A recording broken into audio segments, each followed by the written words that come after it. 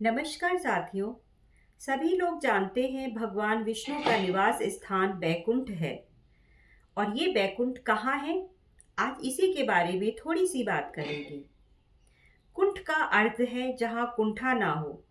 कुंठा यानी निष्क्रियता, अकर्मण्यता, निराशा, हताशा, आलस्य और दरिद्रता।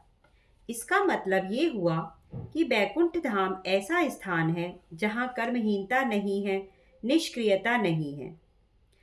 कहते हैं मरने के बाद पुण्य कर्म करने वाले लोग स्वर्ग या बैकुंठ जाते हैं। हालांकि वेद ऐसा नहीं कहते कि मरने के बाद लोग स्वर्ग या बैकुंठ जाते हैं। वेदों में मरने के बाद की गतियों के बारे में उल्लेख मिलता है और मोक्ष क्या होता है इस पर ही चर्चा की गई है। खैर, मैं आपको यहाँ पर पुराणों की धारणा के अनुसार बताना चाहूंगी कि बैकुंठ धाम कहाँ है और वो कैसा है। हिंदू मान्यताओं के अनुसार कैलाश पर महादेव, ब्रह्मलोक में ब्रह्मदेव बसते हैं और उसी तरह भगवान विष्णु का निवास बैकुंठ में बताया गया है। बैकुंठ लोक की स्थिति तीन जगह बताई गई है: धरती पर, समुद्र में और स्वर्ग में।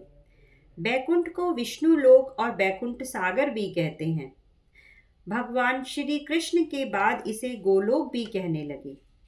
चूंकि श्री कृष्ण और विष्णु एक ही हैं, इसीलिए श्री कृष्ण के निवास स्थान को भी बैकुंठ कहा जाता है।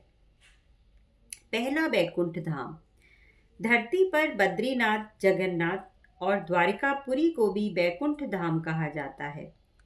चारों धामों में सर्वश्रेष्ठ, हिंदुओं का सबसे पावन तीर्थ बद्रीनाथ नर और नारायण पर्वत श्रृंखलाओं से घिरा अलकनंदा नदी के बाएं तट पर नीलकंठ पर्वत श्रृंखला की पृष्ठभूमि पर स्थित है। भारत के उत्तर में स्थित यह मंदिर भगवान विष्णु का दरबार माना जाता है। बद्रीनाथ धाम में सनातन धर्म के सर्वश्रेष्ठ आराध्य देव श्री बद्री नारायण भगवान के 5 स्वरूपों की पूजा अर्चना होती है। विष्णु के इन 5 रूपों को पंचबद्री के नाम से जाना जाता है। बद्रीनाथ के अलावा द्वारिका और जगन्नाथपुरी को भी बैकुंठ धाम कहा जाता है। कहते हैं सतयुग में बद्रीनाथ धाम की स्थापना नारायण ने स्वयं ही की थी। त्रेता युग में रामेश्वरम की स्थापना स्वयं भगवान श्री राम ने की थी और द्वापर युग में द्वारिका धाम की स्थापना योगेश्वर श्री कृष्ण ने की और कलयुग में जगन्नाथ धाम को बैकुंठ धाम कहा गया। पुराणों में धरती के बैकुंठ के नाम से अंकित जगन्नाथपुरी का मंदिर समस्त दुनिया में प्रसिद्ध है। ब्रह्म और स्कंद पुराण के अनुसार पुरी में भगवान विष्णु ने पुरुषोत्तम नील माधव के रूप में अवतार लिया था। दूसरा बैकुंठ धाम। दूसरे बैकुंठ धाम की स्थिति धरती के बाहर बताई गई है। इसे ब्रह्मांड के बाहर और तीनों लोकों से ऊपर बताया गया है। यह धाम दिखाई देने वाली प्रकृति से 3 गुना बड़ा है। इसकी देखभाल करने के लिए भगवान के 96 करोड़ पार्षद तैनात हैं। हमारी प्रकृति से मुक्त होने वाली हर जीवात्मा इसी परधाम में शंख, चक्र, गदा और पद्म के साथ प्रविष्ट होती है और वहां से वह जीवात्मा कभी वापस नहीं होती। यहाँ श्री विष्णु अपनी 4 पट रानियों श्री देवी, भूदेवी, नीला और महालक्ष्मी के साथ निवास करते हैं।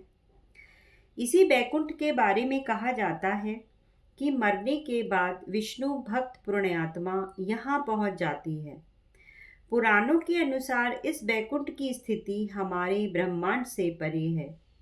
जीवात्मा जब उस बैकुंठ की यात्रा करती है तो उसको विदा देने के लिए मार्ग में समय के देवता, प्रहर के देवता, दिवस के देवता, रात्रि और दिन के देवता, ग्रहों नक्षत्रों के देवता, माह, मौसम, पक्ष के देवता, उत्तरायण दक्षिणायन के देवता, सभी तलों, अतल, सुतर, पाताल आदि के देवता, सभी 33 करोड़ कोटि के देवता पहले उसे पुनः किसी योनि में धकेलने का प्रयास करते हैं। या बैकुंठ धाम जाने से रोकते हैं। लेकिन जो भी जीवात्मा प्रभु श्री विष्णु की शरणागति होती है, उसको ये सभी विभूति के अंतिम सीमा तक जाकर विरजा नदी के तट पर छोड़ देते हैं। तीसरा वैकुंठ धाम। भगवान विष्णु ने द्वारिका के बाद एक और नगर बसाया था जिसे बैकुंठ कहा जाता है। कुछ इतिहासकारों के अनुसार अरावली की पहाड़ी श्रृंखला पर कहीं बैकुंठ धाम बसाया गया था, जहां इंसान नहीं सिर्फ साधक ही रहते थे। माना जाता है कि यहीं पर श्री कृष्ण ने बैकुंठ नगरी बसाई थी। भूशास्त्र के अनुसार भारत का सबसे प्राचीन पर्वत अरावली का पर्वत है। राजस्थान में यह पर्वत नैऋत्य दिशा से चलता हुआ ईशान दिशा में दिल्ली तक पहुंचता है।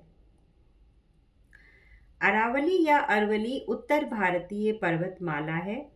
राजस्थान राज्य के पूर्वोत्तर क्षेत्र से गुजरती 560 किलोमीटर लंबी इस पर्वतमाला की कुछ चट्टानी पहाड़ियां दिल्ली के दक्षिणी हिस्से तक गई हैं।